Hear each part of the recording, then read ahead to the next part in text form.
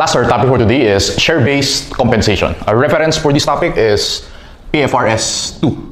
And we have two types of share-based compensation. Number one is equity-settled share-based compensation. And number two is cash-settled share-based compensation. An example of equity-settled is share options. Let's call it SO. An example of cash-settled is share appreciation rights. Let's call it SARS. Now, share options are presented as equity. To be specific, share premium yan. Okay? Now, SARS are presented as liability. Okay? Now, start muna tayo with share options. Sir, ano ba yung share options? Share options are part of the compensation package of executives. Okay? Such as CEOs, CFOs, vice presidents, and other top management. Okay? So, kasama yan sa compensation package. Basically, kasama sa sweldo yan ng mga executives. Alright? Now, let's have an illustration. For example, Mr. X is the CEO of Meralco. Now, as CEO, okay, kailangan mag-render ni Mr. X ng employment services to Meralco.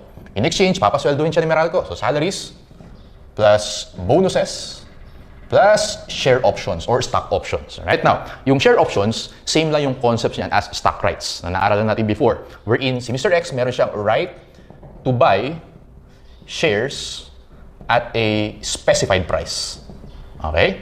Merong right si Mr. X na bumili ng shares ni Meralco at a specified or fixed price. Ang tawag natin sa specified price na yan, yan yung exercise price, also called subscription price, also called option price. Okay, magkakamukha lang ibig sabihin ng class ha. Exercise price, subscription price, option price, ibig sabihin iyon yung fixed amount na napag-agrihan ni Mr. X and ni Meralco kung magkano bibili ni Mr. X yung shares ni Meralco. Let's assume na nag-agree sila sa 100 pesos per share. Alright? Now, share options are tied to the performance of the company. Ano ibig sabihin, sir?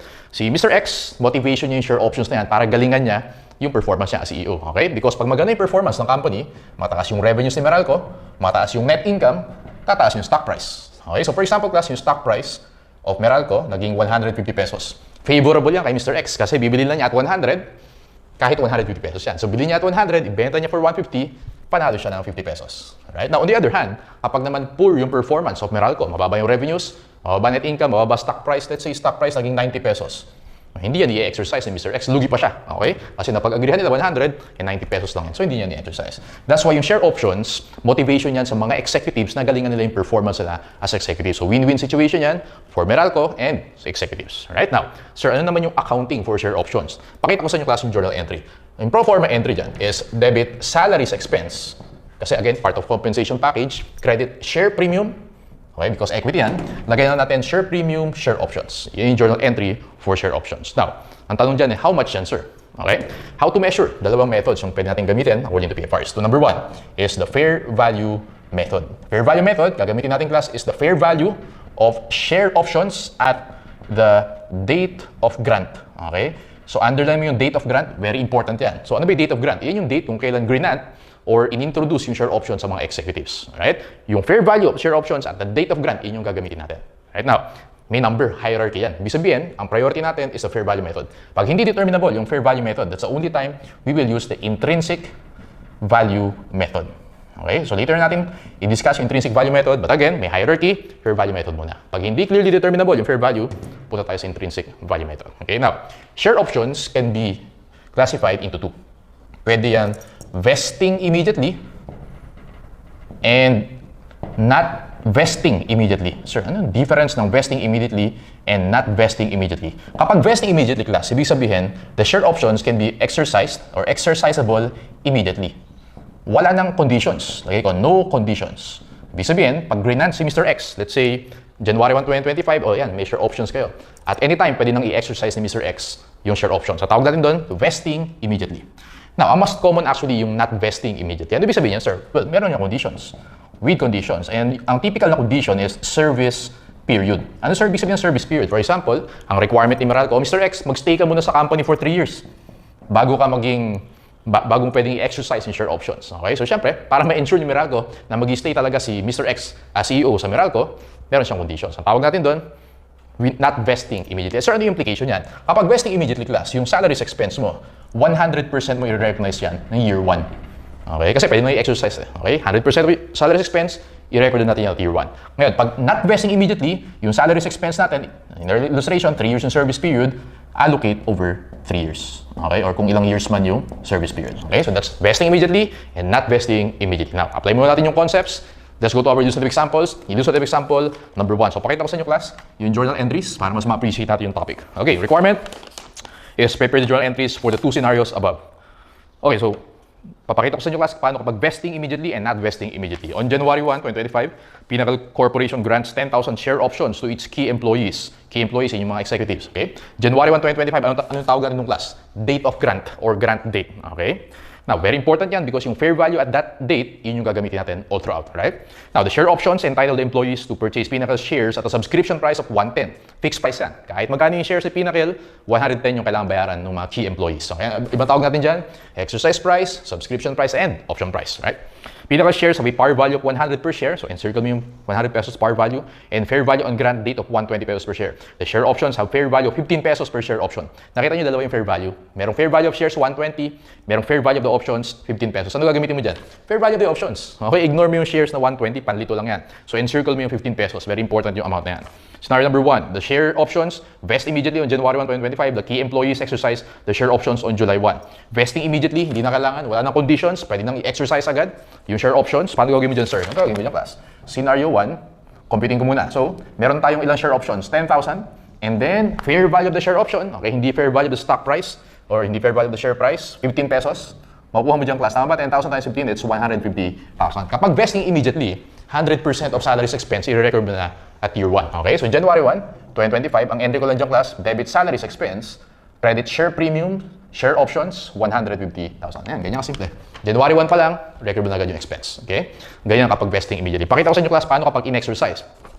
Nakalagay dyan, the key employees exercise the share options on July 1, 2025. So, ganito gagawin dyan, class. July 1, 2025, tama ba? Tayo yung corporation eh. Tama? So, tayo yung makaka-receive ng cash. Okay? So, debit cash, ilan yung options? 10,000, tama? How much yung exercise price? 110. Okay, so 10,000 times 110, that is 1.1 million. Debit cash, 1.1 million, and yung marireceive natin, don't forget na tanggalin mo na yung share premium, share options natin kasi na-exercise na. So, i-recognize natin yan. Share premium, share options, 150,000. I-issue tayo ng shares, credit, share capital, at par value lagi, tama ba?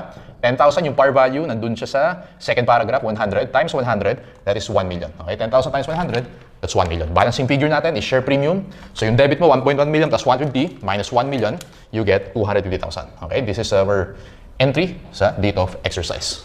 So wag mo kakalimutan na i-debit yung share premium, share options. Kasi na-exercise na yan. Dapat wala na sa books natin yan. Okay? Sir, what if hindi in-exercise? Okay, nag-lapse na yung period, hindi in-exercise. Well, pag hindi in-exercise, i-reclassify mo lang yan. Okay? Debit, pag hindi in-exercise, ganito entry mo ha. Debit share premium, share options. Credit share premium expired, share options.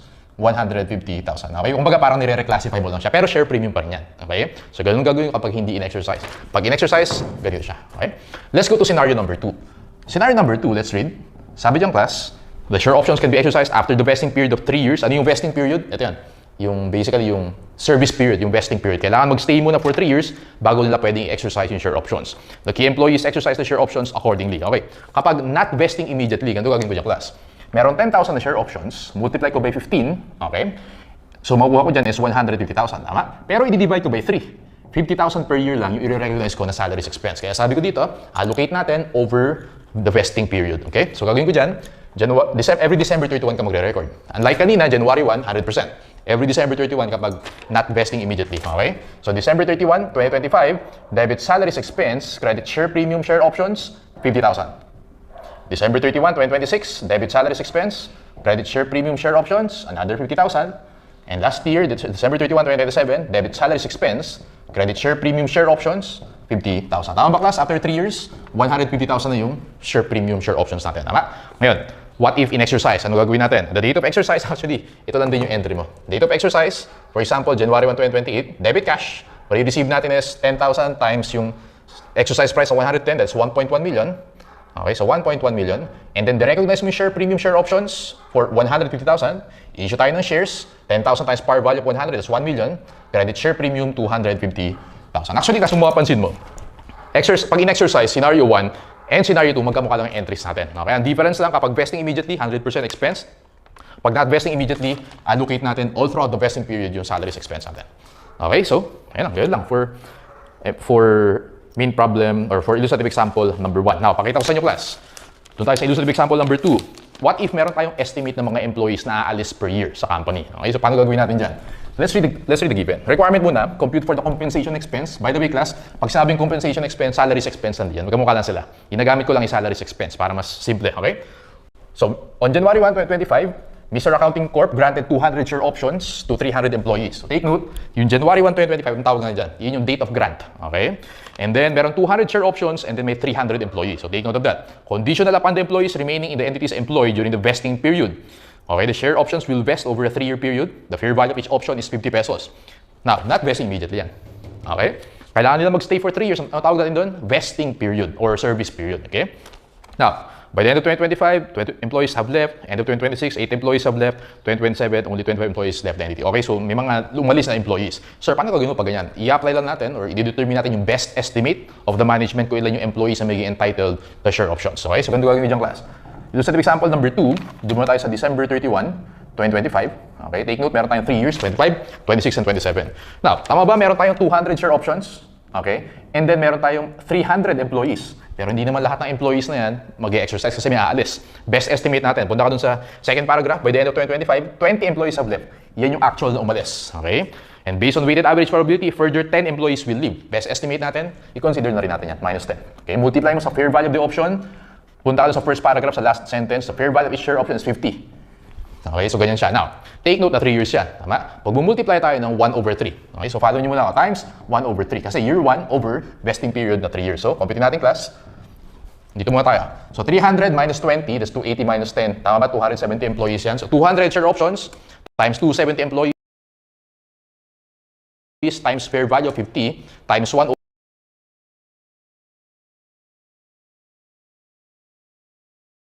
over 3, na-compute nyo ba yung 900,000? Okay, so yun yung salaries expense natin for 2025. Debit salaries expense. Credit share premium, share options, 900,000. Okay? Now, ang ginagawa ko dito, class, kapag share options, nag-T account ako lagi dyan. So, gamit yung T account, mas madali yung mag-compute kapag ganyan. Share premium, share options, meron tayo 900,000. Alright, so let's go to the second year, December 31, 2026. By the end of 2026, only 8 employees have left and further 32 employees will leave during 2027. Ganito gagawin ko dyan. So, best estimate again, meron tayong 200 share options, total employees 300. Nung 2025, may umalis sa 20. Siyempre, minus.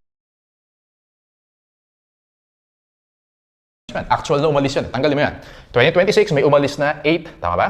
And then, ang further estimate natin, 32. Minus 32 ka dyan. Ilan na lang employees na yan? 300 minus 20. Minus 8 minus 32, that is 240 employees. Multiply sa fair value of the share option times, since year 2 na tayo, times 2 over 3. Ano yung 2? Year 2. Ano yung 3? Yan yung service period natin, or vesting period. Let's compute. 200 times 240 employees, times 50, times 2 over 3. Na-compute nyo ba, class, yung 1.6 million? Okay, tandaan mo, yung mako-compute mo dyan is the ending balance. Okay, so take note, mahalaga yan, class. Ending balance yan, basta magko-compute ka. Okay, so ibig sabihin, kaya ako nag-T account, 1.6 million yan.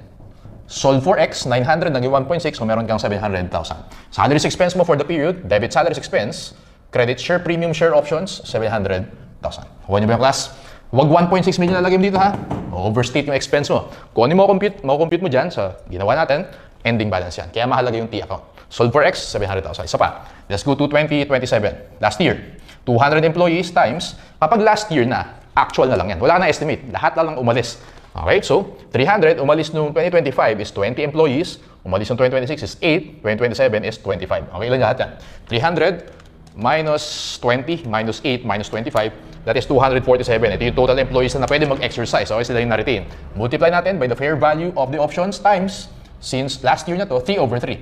Yung 3 over 3, 1 lang din yan. Pinakita ko lang. Okay, so mako-compute mo dyan, class, 200 times 247 times 50 times 3 over 3, you get 2,470,000. Ano sabi ko? Yung mako-compute mo dyan, lagay mo lagi sa ending balance. So, lagay mo dito, class, 2,470,000. Solve for X, 1.6 million, naging 2,470,000. X mo, class, is 870,000. Journal entry natin, 2027, debit salaries expense, credit share premium share options, 870,000. Pag tinanong how much yung expense in 2027, obviously, sagot mo, 870,000. Okay, so that's for illustrative example number 2. In-apply lang natin ano yung best estimate natin kung ilang employees yung mag-exercise ng share options. Now, sagot pa tayo ng related problem to that, no? Jump tayo dun, class, sa main problem number 1. Main problem number 1, Okay, hindi ko napapakita yung entries. Okay, computational, accelerate natin yung entries. Main problem number 1, pakita ko lang sa inyo, may difference yan, depende sa wordings. Main problem number 1, ganun pa rin, may mga umalis na employees. Question number 1, compensation expense or salaries expense 2021, 2022, and 2023. At the beginning of 2021, K Corporation grants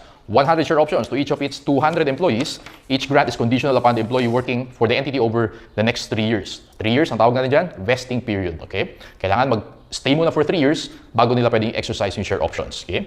The entity estimates that the fair value of share option is 45 pesos. Encircle mo yung 45 kasi, again, fair value of share option, the date of grant, yun yung mahalaga sa atin.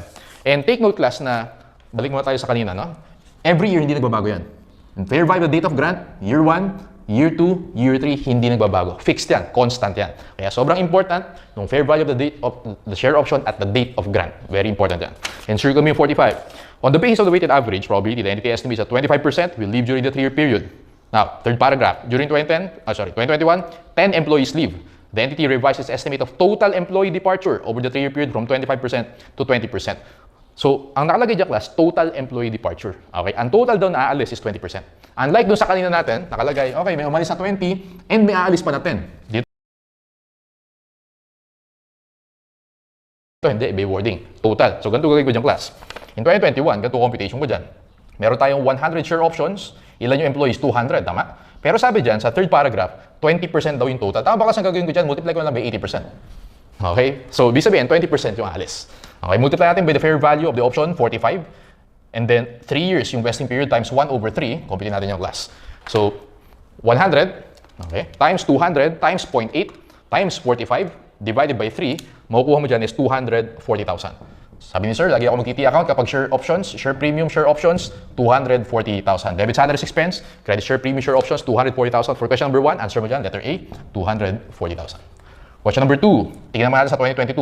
Okay, 100 share options, multiply natin by 200. Punta tayo sa third paragraph, nakalagay sa middle portion. During 2022, a further 8 employees leave.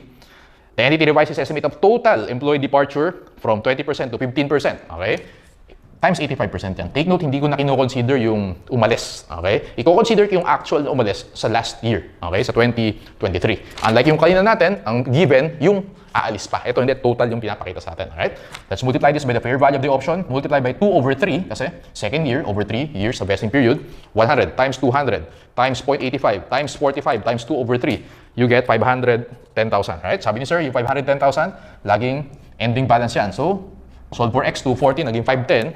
Answer mo dyan is 270,000. Letter B, easy. Okay. Huwag ito yung sasagot mo ha. Ending balance yan. T account ka, mag-be-based. 2023.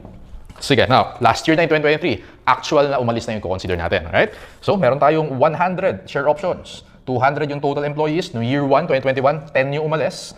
Noong 2022, ilan yung umalis dyan? 8. And 2023, sabi dyan sa last sentence, during 2023, a further 6 employees leave. Multiply natin by the fair value of the share option times 3 over 3. Pinapakita ko lang yung 3 over 3, pero kahit wala naman yan, okay lang kasi 1 lang din naman yan. Para lang mapakita ko sa inyo na last year na yan, okay?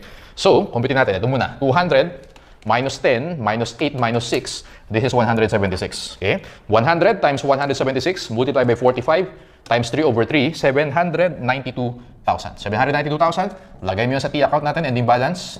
Solve for x, 510, naging 792. Therefore, expense natin, 282,000. Letter C. Ayan. That's for main problem number 1. Okay, now, balik tayo dun sa illustrative example number 3 natin. Illustrative example number 3, okay, so for illustrative example number 3, nakalagay dyan class, performance condition. Depende sa performance of the company kung ilang share options yung gagrant to the employees. Okay? Sir, paano kapag ganyan? Well, parang ginawa natin before, best estimate lagi. Okay, lagi ganun class, best estimate ang i-apply natin. So, sige, pakita ko yung journal entries and how to compute. Requirement is compute the compensation expense for 3 years, 2025, 26, and 27. Illustrative example number 3. On January 1, CPA company granted share options to each of the 100 employees. So, date of grant, January 1, 2025, 100 yung employees. Okay? The share options will vest at the end of 2027. Ano ibig sabihin nun? 25, 26, 27, vesting period. Mag-stay ka muna for 3 years bago mo pwedeng i-exercise. Sige, provided the employee remain in the entity's employment and provide the sales increase by at least average of 5% per year. The fair value of share option is 30 pesos. Encircle mo yung fair value of share option. Again, constant yan every year. Yan yung gagamitin natin. If sales increase by an average of 5% per year, each employee shall receive 100 share options. If sales increase by an average of 10% per year, 200 naman na share options. If the sales increase by an average, take note, average, 15%, 300 share options. Okay, so again, motivation yan sa mga executives. Pag mas maganda yung performance, mas marami share options. Ganun lang ibig sabihin yan. Now, let's go to the last paragraph. No employees have left during the 3-year vesting period. The sales during the period of vesting period increased 8% in 2025. Okay, so 8%, lagay natin 2025, 8% daw. Okay, yun yung actual. 2026, average yung compute natin. Kasi ito average to. Okay, nakalagay average daw. Hindi lang yung increase sa period. Okay, so 2026, 10%. Tama ba, class? 10% plus 8% on last year, divide by 2. Yung average natin for 2026, 18% over 2, that's 9%. Tama lang? In 2027 naman, nakalagay dyan, ilang percent? 18%. So 18%, last year is 10%, 2 years ago is 8%. Okay, compute natin yung average. 18 plus 10 plus 8, divide natin by 3, that is 12%. Okay, sir, bakit mo kailangan i-compute yan? Kasi, again, yun yung magiging basis kung ilan share options yung i-grant sa mga executives natin. Okay? So, sa 2025, 8%, so pasok siya dito, 100 share options yan. 2026, 9%, dito pa rin siya, 100 share options. 2027, 12%, dito naman siya. Pasok siya dito sa 200 share options. Yun yung estimate natin. Okay? Now, let's compute. Let's go to December 31, 2025. Compute natin, class. Tama ba? Meron tayong 100 na employees. Tama? And 2025, 100 yung share options na nag-grant. Multiply natin by the fair value of the option. Tingin ka dun sa last sentence ng first paragraph, 30 pesos yan. Times 1 over 3, kasi syempre, yan yung first year natin over the vesting period. 100 times 100 times 30 divided by 3, that is 100,000. Okay? Sabi ni sir, lagi ka mag-TT account para mas madali mag-compute. Share premium, share options, 100,000. Debit, salaries, expense. Credit, share premium, share options, 100,000. Okay? So that's ito yung expense natin for the period, 100,000. Ito yung journal entry. Let's go to December 31, 2026. Again, sa 2026, entitled pa rin tayo sa 100 share options kasi 9% lang yung average natin. So, dito ka lang pasok. Tama? 100 employees, multiply natin by 100 share options, multiply natin by 30, times 2 over 3 kasi second year na. Let's compute 100. Times 100 times 30 times 2 over 3, you get 200,000. This is the total. Tama? So, lagay mo sa ending balance yan. Solve for X. X mo is 100,000. Debit, salaries, expense. Credit, share, premium, share options, 100,000. Pag tinanong how much expense in 2026, sagot mo dyan, 100,000. Okay, next is last year, December 31, 2027. Na-compute natin earlier, 12% yung average. Therefore, entitled yan sa 200 share options. Okay? Now, 100 employees times 200 share options times 30 yung fair value of each option times 3 over 3 kasi last year na yan, 100. Times 200 times 30. Times 30, you get 600,000. This is the ending balance. Lagyan natin sa T account natin. Solve for X. X is 400,000. Entry natin, debit, salaries, expense. Credit, share, premium, share options, 400,000. Okay, so yung mga expense natin, year 1, 100,000. Year 2, 100,000. And then year 3, 400,000. Okay, so these are the entries for illustrative example number 3. Okay, so, sir, paano naman kapag hindi determinable yung fair value? Kasi sa mga nasagutan natin, laging sinasabi at the date of grant, ito yung fair value. Okay, actually, dito sa previous natin, 30. Napansin nyo kasi hindi nagbabago? Every year, hindi nagbabago yan. Okay, again, yun yung importance ng date of grant. Paano, sir, if hindi clearly determinable? We use the intrinsic value method. What is the intrinsic value method? Again, gagamitin mo lang to kapag hindi determinable yung fair value. Kapag given pareho yan, syempre, fair value method yung priority natin. Okay? Intrinsic value, class, take note na very important, may formula yan. Gagamitin din natin yan sa ibang subjects, no? Pero intrinsic value is just the difference between the stock price and the exercise price. Ano ulit yung exercise price? Ito. Kung magkano na pagkasunduan nila. Ano yung stock price? Yung price ngayon. Okay? So, basically, kapag point of view ka ng executive, si Mr. X, tama ba ito yung babayaran mo? Tama, yun yung babayaran mo. Okay? Yung SE, yun yung marireceive mo na shares. Okay? So, lagay ko dito, receive. Marireceive natin yung stock price. Babayaran natin yung exercise price. Tandaan mo, class, yung difference ng stock price and exercise price. Ang tawag natin dyan is the intrinsic value. Alright? So, ayan. Tingnan natin. Apply natin yung class. Let's go to illustrative example number 4. Illustrative example number 4, pakita ko sa inyo kung paano naman yung intrinsic value method. Sige, so, requirement is prepare the journal entries relating to the share option plan using the intrinsic value method. Sige, basic company adopted the share option plan that granted share options to key executives to purchase 30,000 ordinary shares with 10 peso par value. So, 30,000 yung paid ng bili na shares, okay? 10 pesos yung par. And circle mo yung par, 10 pesos. The options were granted in January 1, 2025. That's the date of grant. And were exercisable after 2 years after the date of grant. If the grantee was still an employee of the entity. Tama ba, class? 2 years yung vesting period. So, kung gagawa tayo ng timeline, sa illustrative example number 4, ganito yung nangyari dyan. January 1, 2025, tama, ito yung date of grant. Tama? 2026, 2027, Dito pa nila pwedeng ma-exercise yung share options. Got it? So ito yung vesting period. Lagay ko na lang VP, vesting period. Okay, the options expired 3 years from the date of grant. So ito yung date of grant, 3 years is 2028. Okay? So ibig sabihin class, meron ka lang 1 year na pwedeng exercise. Tama? Kasi ito vesting period. Kailangan nila magstay for 2 years bago nila ma-exercise. And then, after 1 year, expired na yun. So dapat ma-exercise nila within this time period. Okay? So expiration natin 2028. Alright, now, the option price was set at 30. Ano yung option price? Ibang term lang yan for yung exercise price natin. So encircle mo yung 30 pesos and the market price, 30 pesos per share. The fair value of the share options cannot be estimated reliably. Intrinsic value method yan. The share prices are 45 on December 31, 2025, 50 in 2026, 55 2027. All the options were exercised on December 31, 2027. Pakita ko sa inyo class.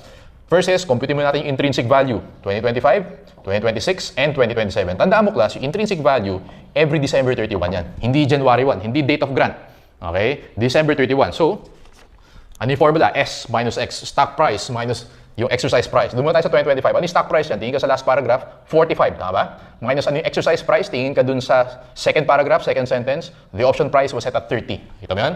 So, 45 minus 30, S minus X. Ibig sabihin, 15 yung intrinsic value natin, 2025.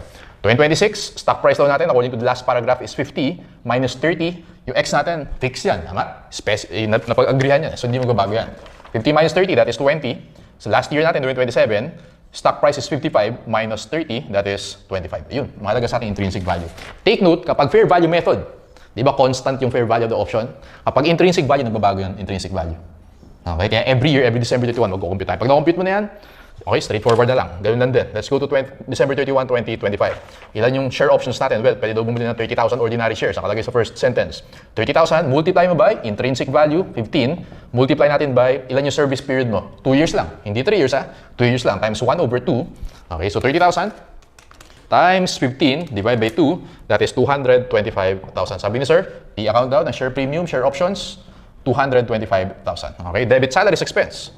Credit share premium, share options, 225,000. Next is December 31, 2026. 30,000 share options, multiply natin by 20. Nagbabago yan, hindi 15 ha, 20 naman this time. Times 2 over 2 kasi second year na natin, over 2 years na vesting period. 30,000 times 20, you get 600,000. This is the ending balance, 600,000. Lagay natin sa T account, solve for X, 225, naging 600. You get 375,000. 375,000. Debit salaries expense. Credit share premium, share options, 375,000. Okay. Take note, tapos na investing period, 2027. 12/31, basically, yes. 2027 up to 2028, pwede na mag-exercise. Okay? Now, according to PFRS2, ito, remember, no? Sabi sa PFRS2, under intrinsic value method, until i-exercise, okay, kailangan mag-mark to market tayo. Right? Or, ibig sabihin, kailangan mag-compute tayo ng changes in intrinsic value until exercise. Like dito, until expiration. Until expiration of share options, kailangan every year mag-compute tayo ng this one. Okay, basically mark to market. Okay? So hindi dito matatapos ang computation natin because December 31, 2027, magko-compute ulit tayo. 30,000 times 25, right? Pero take note class na wala ka ng 1 over 2, wala ka ng 2 over 2 kasi tapos na yung vesting period mo.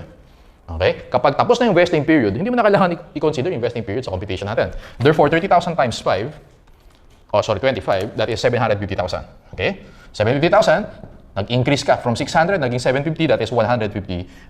Debit salaries expense, credit share premium, share options, 150,000. Nakuha yung difference class. Kapag intrinsic value, hindi matatapos sa last year ng vesting period. Every year, until mag-expire yung share options, magko-compute tayo dyan. Take note, wala ka ng vesting period sa computation kasi tapos na yung vesting period, nandito na pinag-uusapan natin. Okay? Now, all of the options were exercised on December 31, 2027. In exercise, tayo yung corporation, tayo yung makaka-receive ng cash. Debit cash, tama ba? 30,000 yung share options, multiply natin by exercise price is 30. Tama? Yun yung babayad ng mga employees natin. 30,000 times 30, that is 900,000. Yun yung cash na marireceive natin. Don't forget to de-recognize yung share premium natin. Wala na yan kasi in-exercise na. Debit mo lahat yan, 750,000. And then mag-issue tayo ng shares, credit share capital, 30,000. Ano yung par value sa problem? Binigay ba? Yes, ando sa first sentence, 10 pesos nakalagay, times 10. Therefore, meron tayong 300,000. Balancing figure share premium, debit natin 900,000 na cash, 750,000 na share premium share options minus 300,000. Share premium natin, 1,350,000. Okay, so these are the entries. Illustrative example number 4. Okay, punta tayo class dun sa main problem natin. Ito, madali lang. Let's go to main problem number 2. Main problem number 2, intrinsic value method, pero simple lang, no? Multiple choice lang to. Problem number 2. Okay, so basically for main problem number 2, ilan yung questions natin dyan? We have 4 questions. Okay, compensation expense 2018, 2019, 2020. What amount should be credited to share premium upon exercise? Entryhan lang natin later kapag nag-exercise na. So yeah, so let's read the given. On January 1, 2018, an entity granted the employee share options to buy 200,000 shares with 20 peso par in Circle Medium par, 20 pesos for 30 pesos per share. Ano yung 30? It's your exercise price. The employees exercise the options on January 1, 2021. Quoted market prices of shares are as follows. Every December 31 yan, yung given sa atin. Okay? December 31, 2018, 34, 2019, 39, 2020, 42, etc. The service period is for 2 years, beginning January 1, 2018. The fair value of the share options cannot be measured reliably. 2 years daw yung vesting period. Take note. So, paano gagawin mo dyan, sir? Ganito lang. Parang ginawa natin sa illustrative example number 4. 2018, compute natin yung intrinsic value. Okay? Tama ba, class? S minus X. Yung X natin in the given is 30. Alright, so 2018, 2019, and 2020. Kasi every December 31 yan eh. Hindi na natin kailangan yung 2021 kasi in-exercise na January 1, 2021. Okay, hindi na kailangan yung December 31, 2021. 34 minus 30. Tama ba? S natin sa 2018 is 34. Minus 30, that's 4. Okay? And then 39 minus 30. Lagi dito, 39 minus 30. So ito is 34 minus 30. 39 minus 30 is 9. And then 2020, 42 minus 30 is 12. Yun yung intrinsic value natin for 2018, 2019, and 2020. Okay, let's compute. Buka tayo mag-entry. 2018, ilan yung share options natin? 200,000 share options. Multiply by intrinsic value of 4. Multiply by 1/2. 1 over 2 kasi vesting period nakalagay 2 years. Okay? Hindi 3 years ha? 2 years lang. 200,000 times 4 divided by 2, that is 400,000.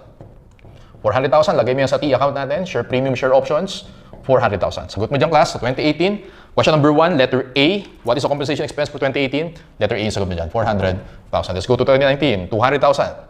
Times intrinsic value is 9 times 2 over 2, okay, 200,000 times 9, that is 1.8 million, okay? So 1.8 million, wag yan sasagot mo because ending balance yan. 1.8 million, solve for X, 400,000 naging 1.8 million, that is 1.4 million. Sagot mo dyan, class, for question number 2, what is the compensation expense 2019? Letter C, 1.4 million. 2020, okay, 2020, 200,000 intrinsic value natin, class, is 12 pesos. Again, tapos na investing period, ito yun eh. Tama? Moving forward until ma-expire. Okay, wag mo na i-consider investing period. Okay, multiply natin yan. 200,000 times 12, that's 2.4 million. Okay, update natin yung T account, 2.4 million. 1.8 naging 2.4, that's 600,000. Answer mo sa question number 3. What is the compensation expense for 2020? Letter boy, 600,000. What amount should be credited to share premium? Entryhan natin yung date of exercise. Debit cash, because tayo yung corporation, makaka-receive tayo ng cash. 200,000 shares. Tandaan mo dyan, class, nakalagay 30 pesos yung exercise price. 200,000 times 30, marireceive natin na cash, 6 million. Debit cash, 6 million. Debit share premium, share options, tanggalin mo lahat yan, 2.4 million. Credit share capital, okay, 200,000. Par value in the problem is, according to the first sentence, 20. So that is 4 million. Share premium natin na balancing figure, tingnan natin, cash is 6 million plus 2.4 million minus 4 million, balancing figure, 4.4 million. Kaya sagot mo dyan, class, sa question number 4, what amount should be credited? Ano daw yung i-credit natin? 4.4 million. Letter boy. Okay? Letter B. Pero ingat ka, pwedeng itanong sa'yo, net share premium or net APIC. Kapag net yung tinanong sa'yo, 4.4 minus 2.4. Okay? Kasi share premium din yan. So, 2 million magiging sagot mo pag ganun. Pero nakalagay ko sa explicit dyan, what amount should be credited? Okay? How much daw yung credit natin? So, kaya yun yung sagot mo. Okay, so that's for main problem number 3. Jump tayo dun sa main problem number 5. Okay, dali lang to, class. Okay, main problem number 5. Tingnan natin. What value should be placed on the share options issued for the year ended December 31, 2021? Okay, so main problem number 5. Sagutan natin yan. Okay, Joseph Company, an unlisted entity, decided to issue 1,000 share options to an employee in lieu of many years service. However, the fair value cannot be reliably measured. Oh, intrinsic value yan. Tama? Ano yung intrinsic value? S minus X. Ganun lang. So meron tayong 1,000 share options. Right? Tingnan natin yung S minus X. The exercise price is 100, yun yung X, right? And the options were granted on January 1, when the value of the shares is estimated at 100 per share. At the end of the year, December 31, the value of the shares, yun yung S natin, 150. Times 150, nakalagay yung exercise price daw is 100.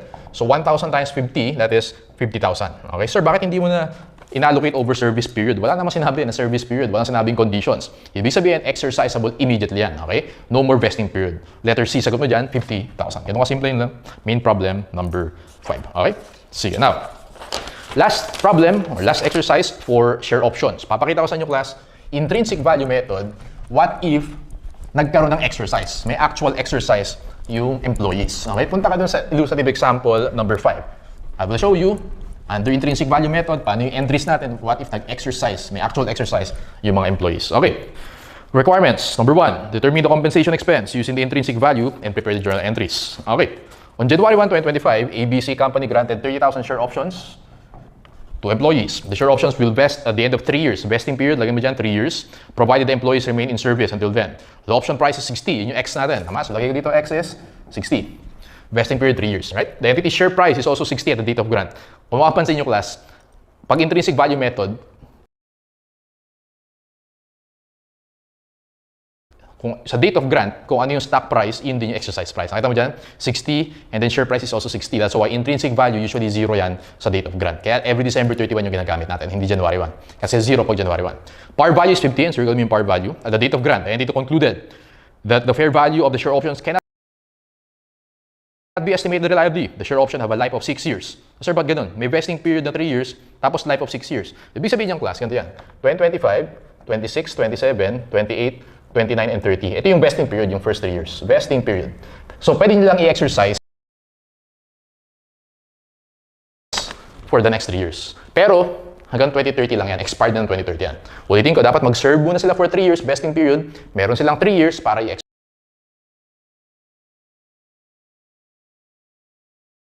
Pag hindi nila i-exercise, expired na yan. Okay?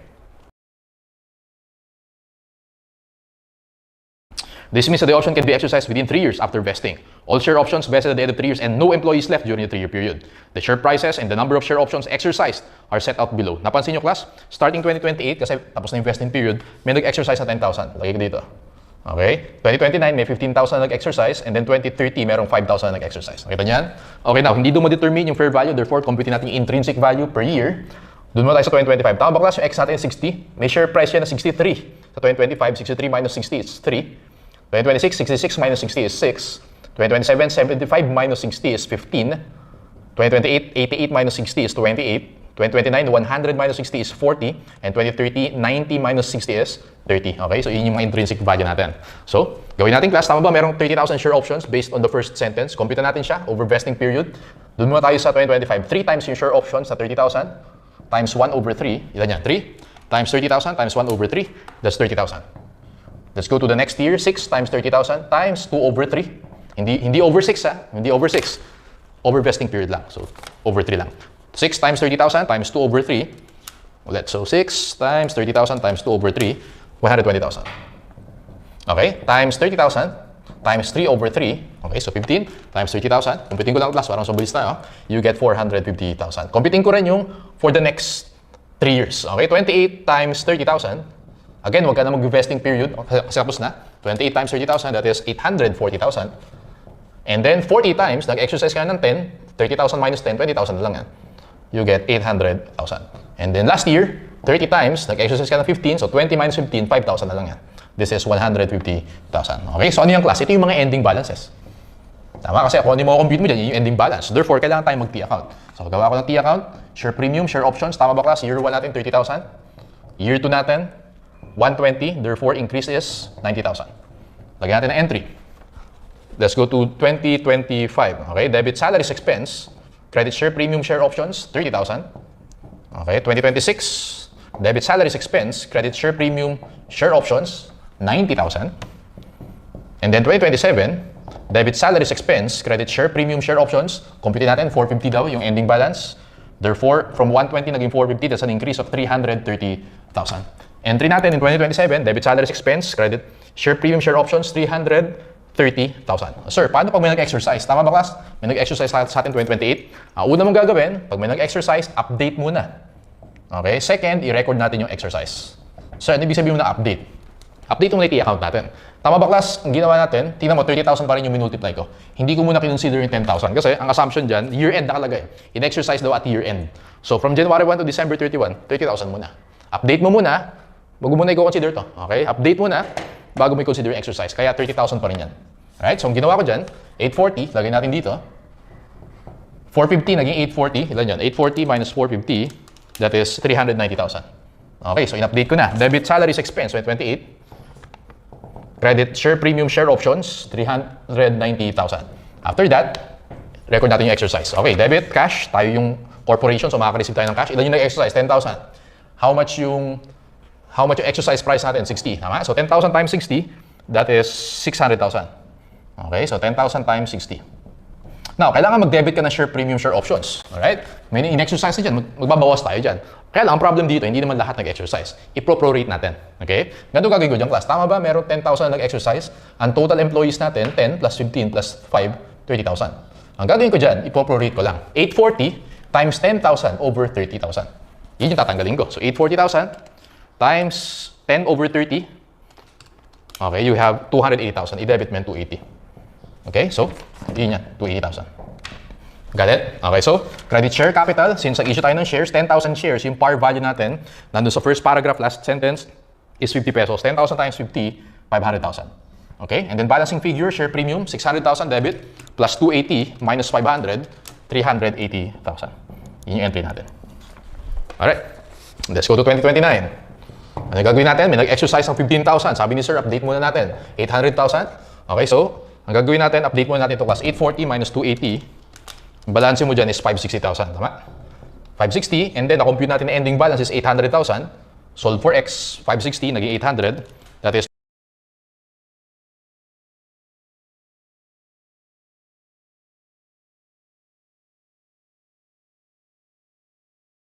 240,000. Debit salaries expense, credit share premium share options, 240,000. And then, record natin yung pag-exercise. Ilan yung nag-exercise? 15. Prorate natin. Times 15 over, this time hindi na 30. Kasi wala na yan. Nag-exercise na yung 10 last time. Ilan lang yung natitira? 20. Okay, times 15 over 20.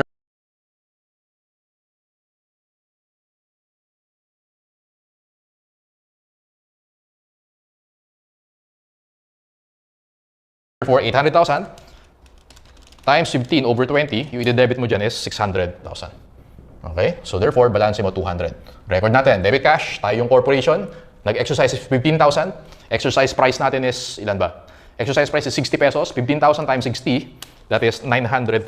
Debit cash, 900,000. And then, i-debit natin yung 600,000. Debit share premium share options, 600,000. I-issue natin yung shares, credit share capital, 15,000 times yung par value of 50. 15,000 times 50. You have 750,000.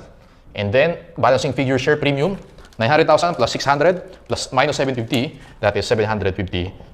Okay, and then last year, 2030. So, syempre, na-compute natin is ending balance is 150. Tama ba class? Meron kang 150,000 dito. Tama? So, ibig sabihin, ang mangyayari dyan, meron tayong, so from 200 magiging 150. So, meron tayong solve for x natin. Okay? Tama ba? Bumaba. Okay, from 200 naging 150 siya. Kung papansinin nyo, papataas yung kanina. 120 naging 450. 450 naging 840.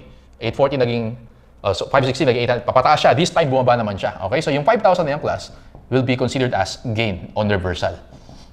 Gain naman tayo this time. Pakita ko sa inyo. So, 2030, debit share premium, share options. Tama ba? 5, which is 50,000.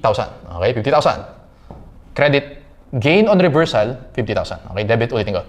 Sa 2030, again, update muna natin. So, pag-update natin, na-compute natin na ending balance is 150. Lagay mo siya dyan. 200 naging 150. O, mag-debit ka ng share premium, 50,000. Pero, credit mo dyan yung gain, 50,000. Debit share premium, share options, credit gain, 50,000. Alright?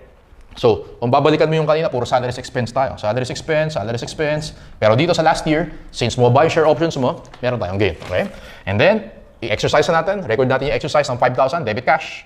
5,000 times 60, the exercise price, that is 300,000. Debit share premium, share options, tanggalin mo na yung 150 para mag-zero out na yan, 150,000. Credit share capital, 5,000 times yung par value of 50, 250,000. Okay? So again, 5,000 shares times 50 par value, 200. Share premium, balancing figure natin, 300,000 plus 150 minus 250, you have 200,000. Okay? So these are the entries for 6 years. So take note, ang ginawa lang natin, as usual, minonitor natin ang T-account. Ang unique lang sa last year, pag may exercise, tandaan mo, update muna T-account before mo i-record yung exercise. Ang unique lang dito sa last year natin, bumaba yung share options natin. So, ibig sabihin, kailangan mag-debit. Hindi pwedeng expense yung credit mo. Wala namang credit na expense. Gain on reversal yan. Pag tinanong how much yung gain on reversal, 50. And then record mo yung exercise. Cash, basically, yung 5,000 na nag-exercise, multiply mo sa 60 pesos, which is the exercise price. Tanggalin mo na yung balance ng 150,000 para mag-zero na yan kasi nag-exercise na lahat. Share capital, 5,000 times par value of 50, balancing figure, share premium, 200,000. Okay, so that's for share options.